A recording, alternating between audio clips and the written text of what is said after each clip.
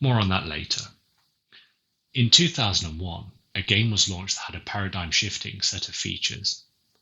Black and White was a God game that was also a bit of real-time strategy, a bit of a physics puzzler, and a few fetch quests thrown in. Its AI was groundbreaking and is well documented, but the feature that always fascinated me was the gesture system. You moved the mouse around without holding the button down in order to cast spells. So the interface had 0 buttons. While this wasn't as efficient as just clicking an icon in order to cast a spell, given the context of being a god, it felt magical. Over the years, I occasionally think about how they implemented this gesture system. Unlike the game's AI, there's 0 documentation about how the gesture system worked. I finally decided to sit down and reverse engineer something that could have worked similar to what those guys came up with. There have been many papers on gesture systems published over the years. They all have different advantages or drawbacks. But they all either work by looking at features of a gesture, so a corner here, then a straight line there, or looking at a template, comparing how closely a drawn gesture compares to a library of existing gesture templates. Whatever the Black and White developers used, it must be something fast and simple, as it had to run alongside the existing game logic and graphics code. One gesture algorithm that meets the fast and simple criteria is called penny pincher. This is from the $1 family of gesture recognition algorithms that are designed to be simple to implement and used in user interaction research. The penny pincher paper was published over a decade after Black and White was published itself, so it's certainly not the algorithm they used, but let's look into the penny pincher algorithm and you'll see it's probably very similar to the type of algorithm that guys writing their own graphics engine would probably have come up with. So let's look at anatomy of a gesture. Draw slow, draw fast. As I move the mouse, depending on how fast or slow I move, I end up with a gesture that's a different number of points and takes a different amount of time to draw. You can see that I've got a bunch of set of points in the corner. On the straights, I don't have that many points. So how do we go about comparing all of these different gestures if they've got a very different number of points? So the first thing we need to do is resample the line.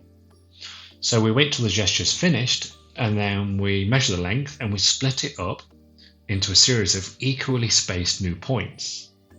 So every gesture, no matter how big, small, fast or slow, is drawn, ends up being the exact same number of points in length.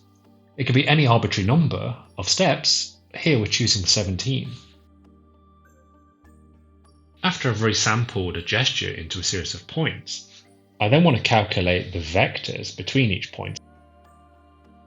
Using vectors has the advantage that it doesn't matter how big or small the gesture is or where it's positioned on screen. All it tells me is how I walk the shape of a gesture. So here on the heart, I've got the walking up, curving around, and I can do the same thing on the other heart. Walking, curving around. There we go. So a gesture becomes a sequence of vectors. Now these are normalized as well. Each vector has a length of 1.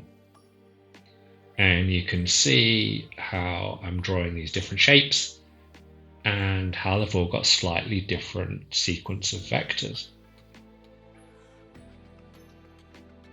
Let me draw a triangle, and then you'll be able to see how closely this triangle can be compared with the previous triangle that I drew. So for each individual vector, I then can compare it. So I can compare the downy bit, the straighty bit, and the pointy lefty bit, and see how closely the vectors are to each other. But how do we compare how close two vectors are? Well, for normal vectors that have a length of 1, the dot product, if the vectors are aligned, will give us a value of 1. If the two vectors are at right angles to each other, the dot product gives us a value of 0. If the vectors are pointing away from each other, these normal vectors will give a dot product of -1.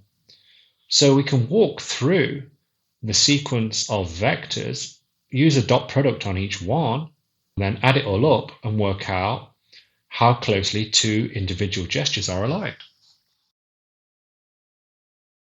So here's a demo of the penny pincher algorithm in practice. And this is with holding the mouse button down, so I can tell the computer when the gesture starts and stops. So I'm then comparing the vector of each gesture to a library. Because the dot product can be a maximum of 1 for a maximum match between each vector, and I've got 16 vectors, the maximum score is 16 for each of these gestures. 16 would be the perfect match.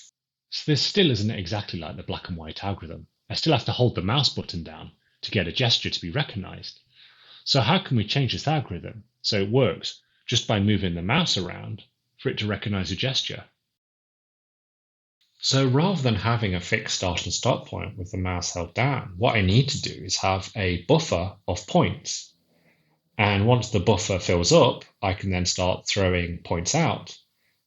I then walk back through the buffer with a certain step size and then check if the gesture exists in the buffer or not for the different lengths. So here I don't have a gesture, and I've just finished a gesture here. I walk back through the buffer, it contains a gesture. Once the gesture has been recognized, I can then clear the buffer. To optimize this, if I pause for any moment, I can clear the buffer because that doesn't equal a gesture. And there's it working for different gestures. Here's a heart. There you go, recognized. I pause and the buffer's cleared. I draw my star and that gets recognized. Is this anything like the actual algorithm that the black and white developers implemented? Well, as I said, there's no documentation, but then I realized the developers are still around. So I did a bit of sleuthing, tracked down the actual developer that wrote the code and sent him a mail. A week later, he responded. Let's have a look at what he said. So no, nothing like it. It was done by evaluating a series of mouse angle directional changes. Okay, so probably a buffer of points. And within that buffer, if you're detecting an angle has changed significantly, you're tagging that as up, right, left, down. So then a gesture becomes a sequence of up, down, left, right, a bit like a Konami code. So as soon as you detect that you've got that sequence, you can then say that you've detected the gesture. So does my algorithm work exactly the same? No. Does it have the same end result? Yes. So a mild win there. So what can you do with this type of algorithm now? Well, you could see how it could be used to create any type of spell or gesture recognition system. Here's a pretty cool mandala visualization that I knocked up just from using gestures to create glyphs, then other gestures to clone those glyphs to the outer rings.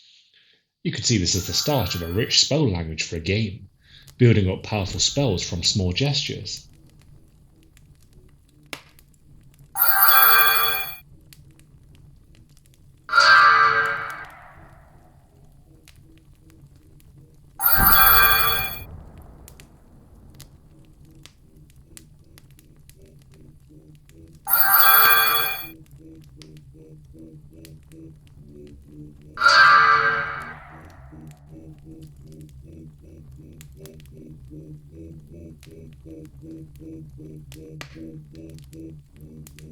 So that's how a real-time gesture recognition algorithm works, and how you can build something similar to what black and white was doing 20 years ago.